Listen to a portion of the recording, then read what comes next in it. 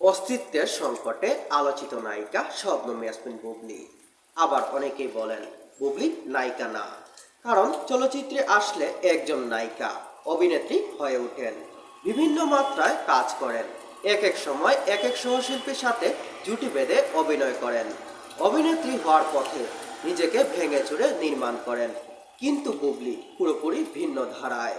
মিডিয়াতে সংগ্রামের খাতায় বুবলির বেলায় একেবারেই শূন্য। ঢালিউডে এক নজর ঢালিউডে এক নম্বর নায়কের পাশে দাঁড়িয়ে নিজেকে যতটুকু প্রতিষ্ঠিত করতে পেরেছেন ততটুকুই।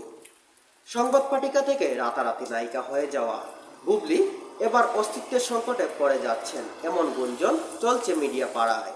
শাকিব খানের ঘনিষ্ঠ একটি সূত্র নিশ্চিত করেছেন বুবলিকে আর ব্যাকআপ দেবেন না শাকিব খান। তিনি এরই মধ্যে নতুন নায়িকার সন্ধানে নেমেছেন। চলচ্চিত্র সংশ্লিষ্টরা বলেছেন শাকিব খানের নতুন নায়িকা খোঁজার কারণ খুবই যৌক্তিক। একসাথে চারটি ছবি মুক্তি পাওয়ার পর জুটি হিসাবে দর্শকদের সামনে তাদের রসম তেমন আবেদনময়ী তৈরি করতে পারেননি। এদিকে শাকিব খানের প্রযোজনা প্রিয়তমা ছবিতে কাজের কথা রয়েছে তার, কিন্তু এই ছবি নিয়েও শাকিব খান রয়েছে দুকাটায়।